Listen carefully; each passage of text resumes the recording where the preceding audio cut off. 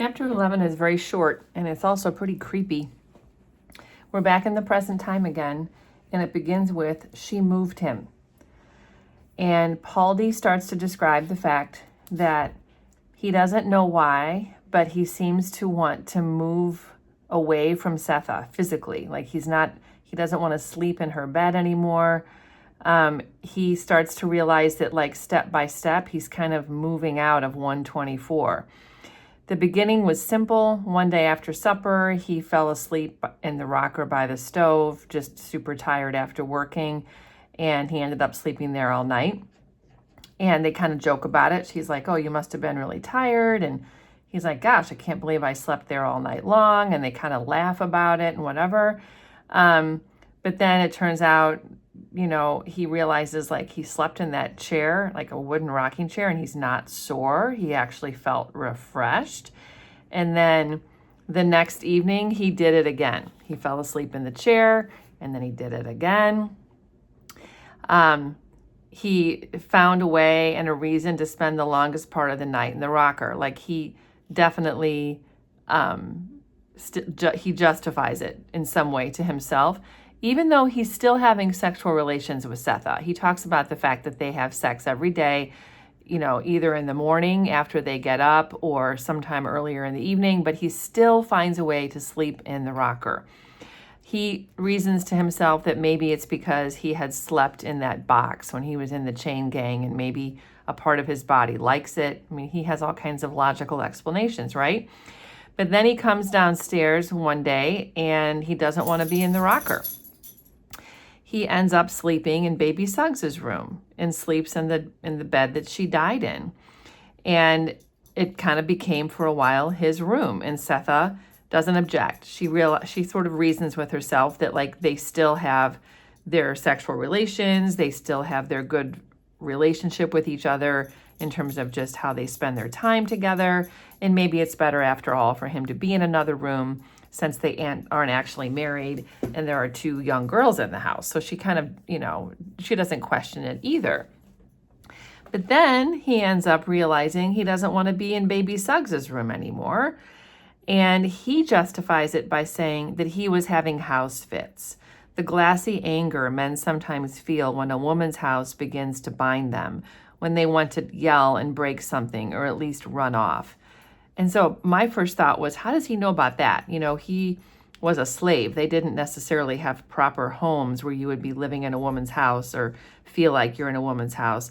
But then we find out that he knew all about that, especially when he was in Delaware, in the Delaware Weaver's house. So again, we're going to find out more about that. So the nervousness had nothing to do with the woman whom he loved. I mean, this is Setha. Like he realizes he doesn't want to be away from her. He likes the house. He really can't figure it out, but he ends up then going to the storeroom and sleeping. And then he lays on a wooden pallet in the storeroom and then realizes he doesn't want to be there. And then he ends up going out to like the cold house where they keep the meat and stuff like that. So at some point along this whole journey, he realizes that the moving is involuntary. He wasn't being nervous. He was being prevented. So this is beloved. So at the beginning of this chapter, when it says she moved him, that's beloved. Beloved is moving him out of the house. Remember, beloved doesn't like him in there. She doesn't like the fact that he's spending so much time with Setha. She's jealous of him. She's resentful of him. So she is making him do this. And then she came and he wanted to knock her down. So he's furious with her. He doesn't like her. He doesn't trust her. This describes the fact that we have so many references to nature, that this is a transition of seasons, that in the summer it's very hot, but in the evening it can be cool as you're heading towards fall. And one of those chilly nights, he heard the door open and he refused to turn and look, but he knows it's her. And he says, what do you want in here? What do you want? And she says, I want you to touch me on the inside part and call me by my name. And so he does what she asks. And this reminds me of when she was watching those turtles having sex not having sex, mating, basically. Same thing, I suppose, mating in the stream, and how fascinated she was. So this is showing us that Beloved has had a sexual awakening, and she's coming after Paul. And Paul tries to talk to her. He says, when good people take you in and treat you good, you ought to try to be good back. You don't, cause trouble. And then he says, Setha loves you much as her own daughter. You know that. So Paul D doesn't realize that she's also the ghost either. And Beloved says, she don't love me like I love her. I don't love nobody but her. And then Paul's like, well, why did you come in here? He's confused, obviously. Of course he's confused. And she's like, I want you to touch me on the inside part. And he's like, go back in the house and go to bed. And then she gets very demanding. She says, you have to. And you have to call me by my name. So he's very uncomfortable, obviously. As long as his eyes were locked on the silver of the lard can, he was safe. This is like, there was a lard can. Lard is like a kind of cooking fat. You can still buy it today, honestly.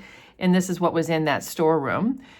They use it for cooking. And so he would just not look at her while he was obliging her needs. He would just focus on that can.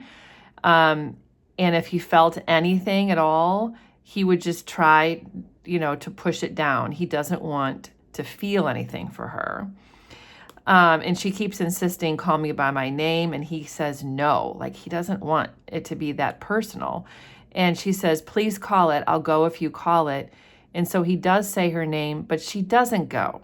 She moved closer with a football he didn't hear, and he didn't hear the whisper that the flakes of rust made either as they fell away from the seams of his tobacco tin. So she does break through to his feelings, is what this is showing us. And so when the lid gave, he didn't know it. So this is going to show us that he ends up dreaming that night. What he knew was that when he reached the inside part, he was saying, red heart, over and over again, softly, and then so loud it woke Denver, and then Paul D himself. So he had a dream, and his heart sort of opened up, and that little tobacco tin in his chest was replaced by his red heart.